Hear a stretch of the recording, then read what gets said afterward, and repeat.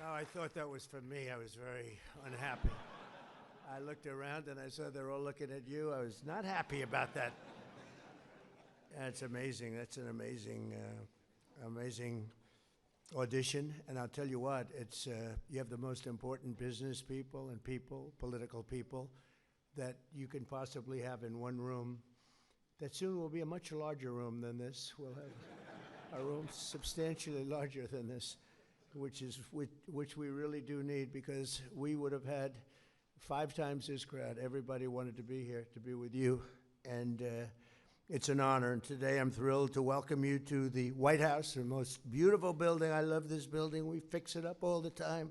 That's the real estate business in me, and it's in tippy-top shape, finally. But for the swearing in of our new chairman of the Federal Reserve Board of Governors, Kevin Warsh. Kevin?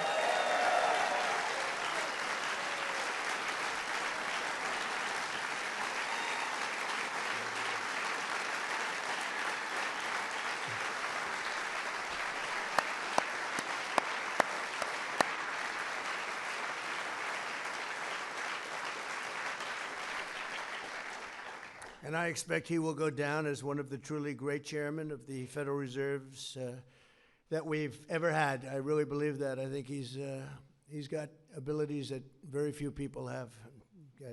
Covers a lot of territory, and he's respected by everybody, and that's so important in that position. Congratulations to Kevin and to his wonderful wife, Jane. Jane, thank you very much. Fantastic, Jane. And to your very beautiful family. You have a beautiful family. Congratulations. It's a big deal. We're honored to be joined by some incredible people. Our Speaker of the House, Mike Johnson, who is doing an unbelievable job. Mike, thank you very much.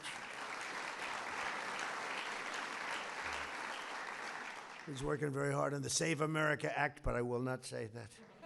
He'll get it done, too. He gets everything done. Thanks, Mike. Supreme Court justices, and they are great, Clarence Thomas and Brett Kavanaugh. Okay.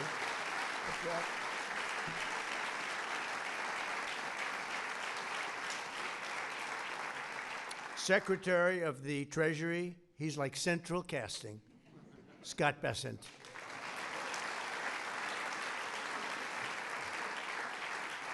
If we do a movie on, someday we're going to need a Secretary of the Treasury. We're starring him, I think. We'll put him in there, right?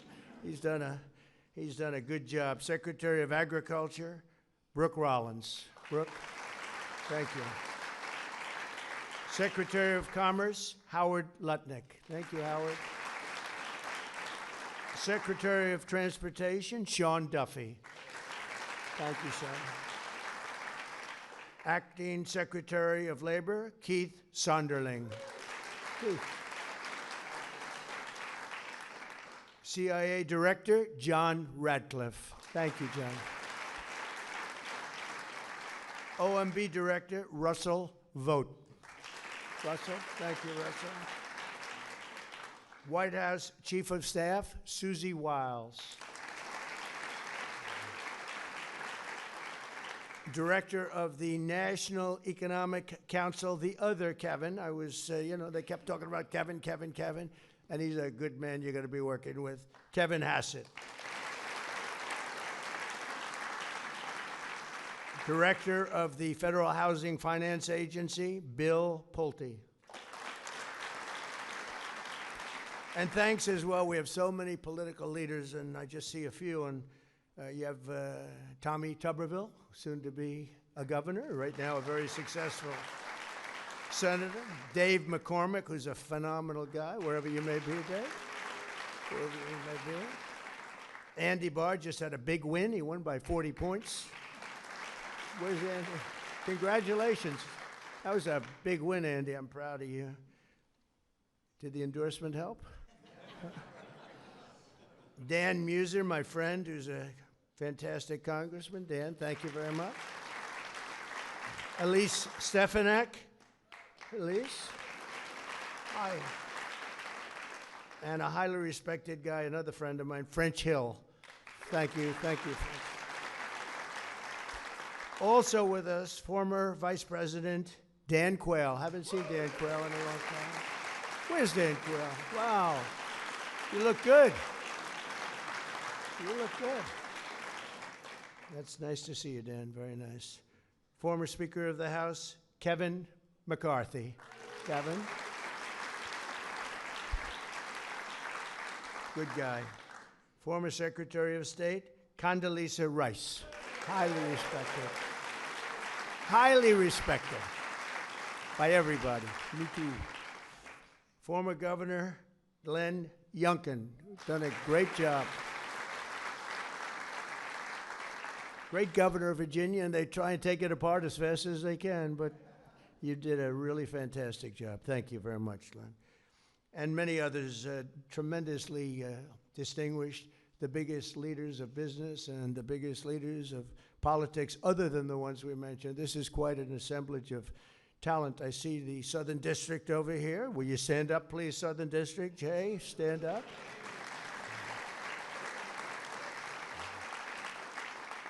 And I don't know if our acting attorney general is here. He's pretty busy. He's kept very busy. So if he is, or if he isn't, I'll just tell you he's doing a very good job working together, right? He's doing a great job, actually. So no one in America is better prepared to lead the Federal Reserve than Kevin Warsh.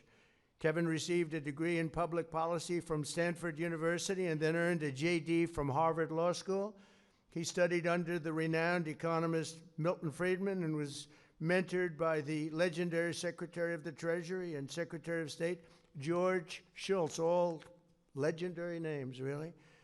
Kevin has worked at the highest levels of the financial world as an executive in the private sector. He did very well, and he served at the highest reaches of government as a senior economic advisor in the White House. He knows the White House very well. He's walking through the White House. He's pointing things to me that I didn't even know.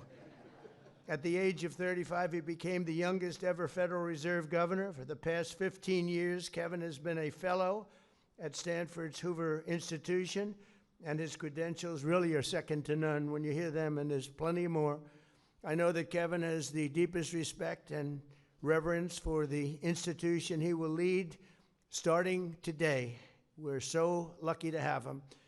The Federal Reserve is a pillar of the world financial system and the most important central bank anywhere in the world, with a history stretching back more than 100 years. It is truly the institution that's most looked to and most respected, and it's now taken on a new and even higher respect, in my opinion. And honestly, I really mean this. This is not said in any other way. I want Kevin to be totally independent. I want him to be independent and just do a great job. Don't look at me. Don't look at anybody. Just do your own thing and do a great job, okay?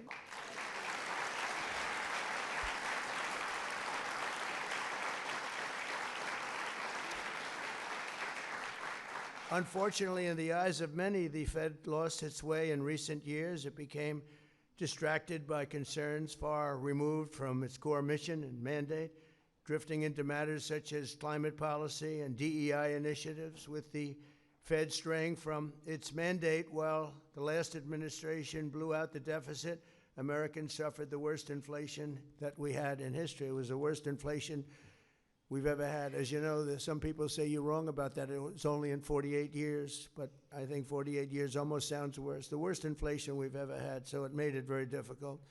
Kevin has spoken often about the need to restore the Fed's integrity by returning to a proper focus on its two functional and really fundamental responsibilities: maintaining price stability and low inflation, and achieving full employment. And we talk about it, we've talked about it often.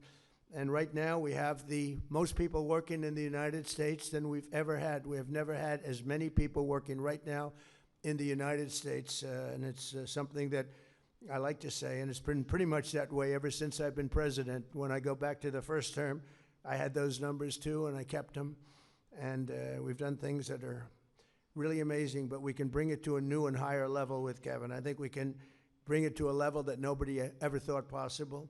By following through on this vision, Kevin will restore confidence in the Fed, which is so important, and among Americans all across the political spectrum and people from all over the world. And they're going to be looking to Kevin probably and possibly more than any other person that's had your esteemed position before. I think that's true, Kevin. You got a lot of people watching.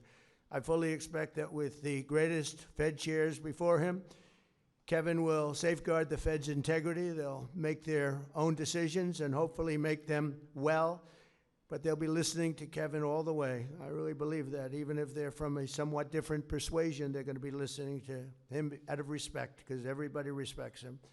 Thankfully, unlike some of his predecessors, Kevin understands that when the economy is booming, that's a good thing. We don't have to go crazy. Just let it boom. We want it to boom. We want it to be like nobody has ever had before, because we do have some debt we'd like to take care of. And the way you do that is through growth. We're going to grow our way out of it so fast. And Kevin's somebody, and I feel strongly also, we don't want to see it stifled. We want to stop inflation, but we don't want to stop greatness. And so that's really a very good thing, a very positive thing, and that's what he's looking to do. He's looking to do positive economic growth. It's so important. And as we discussed, economic growth doesn't mean inflation. It can be just the opposite, actually. But economic growth does not mean inflation. You don't have to stop the world because you're doing well. Kevin's also said that he'll bring much-needed reform and modernization, transforming obsolete data collection methods, rolling back reliance on inaccurate models, and curtailing the Fed's practice of issuing so-called forward guidance. They want to do things on that. I guess it's a little complex subject, but it's something that Kevin knows about better than probably anybody here. He has the temperament and leadership abilities to foster collaboration among the entire board, and I know he will welcome robust debate. In his mission to keep prices stable and employment high, Kevin will have the full support of my administration. Every one of these people felt, including Kevin, by the way, felt so strongly about this choice. And we have no doubt, we have absolutely no doubt. So important, too. So big, so important. I just turned on the television. I want to see how the stock market's doing today. Stock market's up 600 points. That means they like you. If they didn't like you,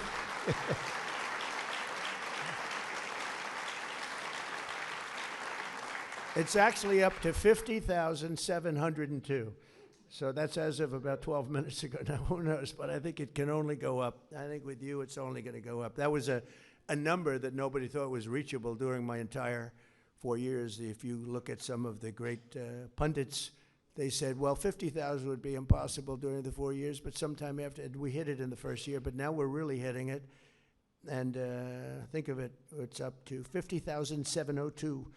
And S&P likewise set a new record today. They both set new records today, and boy, that's something good. But you're going to bring it to a much different level, believe me. It's good, but it can go much better, and that's what I think you're going to do. In my first year, we passed the largest tax cuts in American history, the largest regulation cuts in American history, and the largest spending cuts in American history, all things that are so important to greatness. And last year, we slashed the budget by almost $500 billion. At the same time, our military was at $1.2 trillion, and we'll be doing the one thing we are going to be doing is, and we build everything in America. We build it here. It's jobs, jobs, jobs, but it's also strength, strength, strength. We're going to be submitting a military budget for $1.5 trillion. We have the greatest military in the world. I built it during my first term.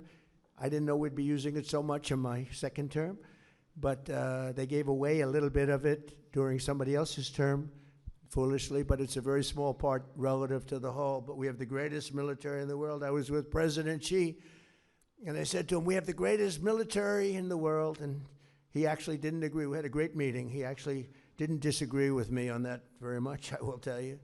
But we really do. What we've done in Venezuela, you see, what we've done to Iran. Iran is dying to make a deal. We'll see what happens, but we hit them hard, and we had no choice because Iran cannot have a nuclear weapon. They cannot have it.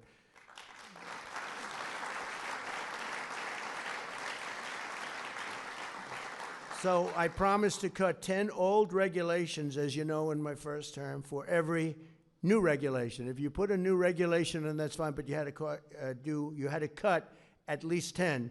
And so far, and I did that. It was actually 1 to 12, so I did a little bit better. So far, we're blowing it away this year. So far, it's 1 for 129. In other words, we're cutting 129 regulations that we put in, so that's music to your ears. We don't even have to go through Congress for that. It's a lot easier. If I do it, it's a lot easier.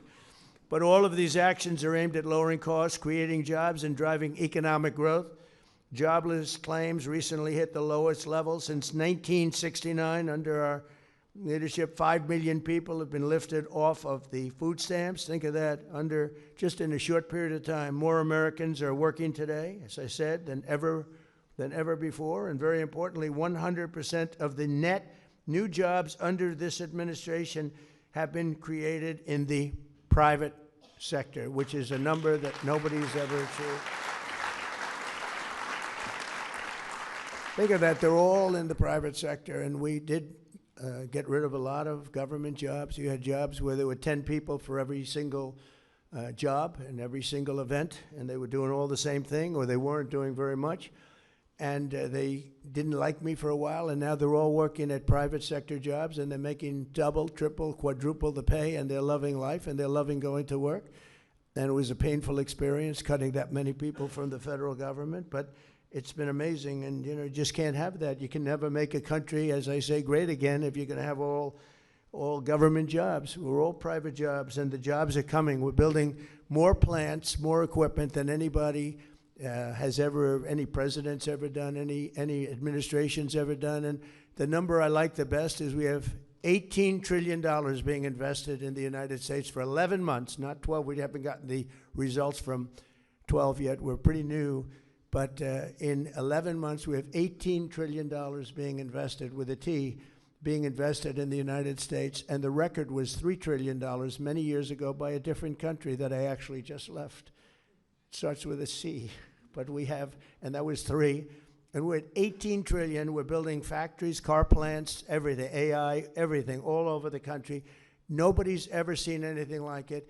And I have to say, I have to give the credit to I used to say it was my favorite word of all, but I got in such trouble because when I said tariff is my favorite word, the media went crazy. They said, what about your wife, your family? What about God? What about religion?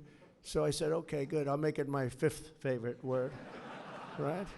But because of tariffs, we have tremendous amounts of, the car companies are all coming back. They left us for 35, 40 years. They left us. We will have 50% of the chip making capability of who that man right there is. Don't stand up, will you please? But is that right? We're going to have 50% by the time I leave office, and maybe more than that. They're moving in from Taiwan, they're moving in from other places, and they're building in Arizona in particular, in that particular case. But between the auto plants, we have more auto plants under construction now than we've ever had before. We went many years and there was no plant built. And it's all due to what we did with tariffs, I guess November 5th, but all because of the tariffs and what they've done, used properly, used judiciously. So it's really something special. So we have all these plants under construction. They'll be completed over the next year and a half, and you're going to see numbers like we've never seen in this country before. No country has ever seen the kind of numbers you're going to see. And we have some of the people in this room, I look at them, some of the geniuses that are building those plants. A plant used to cost, if you built a shopping center, it would cost $50 million a nice center, but $500 million a giant, beautiful center. These people are investing. You're going to have to look in $50 billion on a building for AI. $50 billion. I say, how big is it? Well, it goes 3 miles by 5 miles. In other words, you drive 3 miles, 5 miles.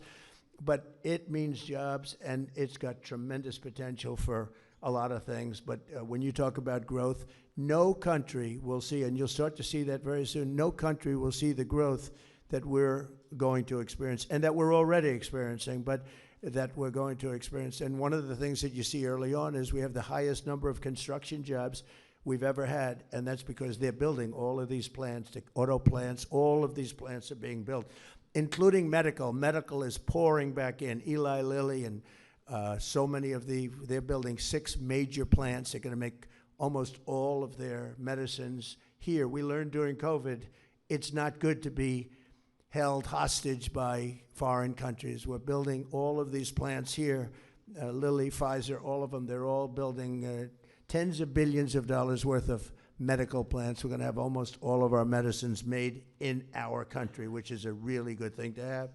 During 4 years of Biden, our country secured less than $1 trillion. Think of that, though, and we're doing $18 trillion, and everyone's talking about that because nobody's ever seen anything like it. And a short time ago, and I say this often, the King of Saudi Arabia said to me 2 years ago, he said, I was over there, and by the way, they invested $2 trillion, but I was over talking to him, getting him to invest a lot of money in our country, and he said, you know, President, 2 years ago you were a dead country, and today you're the hottest country anywhere in the world. We're the hottest country anywhere in the world, and we're going to need guidance, and you're going to give us that guidance. But all of the things that we've done, numbers that have tripled and quadrupled, and we need a really steady hand at probably, maybe in many ways, the most. I don't know, I have two great justices of the Supreme Court here, so I have to say, I don't know which is more important, being a justice of the Supreme Court or your job. I'm not sure about that. I'm not sure. I think I'd rather be a justice between you and I. It might be easier. You're going to find out. You'll be saying that. Well, that's a very easy job. With the support and strong and wise chairmanship at the Federal Reserve, so important, America's future will truly be unlimited with Kevin at the helm. And he's off to an incredible start with his family, with his education, with his background, with all of the things he's done. He's respected by everybody. So important is to have that level of respect where you can walk into a room and people will listen to you, as opposed to walking into a room and not having that kind of persona. He has a persona like nobody else. So I just want to say congratulations, Chairman Warsh. You are really a special person in getting this job. The people that wanted this job, the most highly trained, highly educated, some of the greatest credentials I've ever seen. And as far as I'm concerned, nobody was even close. And I just want to congratulate you. And I'd like to ask, if I might, Jane to step forward, and our very highly respected Justice Clarence Thomas to come up and swear in, give him a good oath if you would, because Clarence, we need a really good oath delivered here. Okay, thank you very much. Thank you. Please.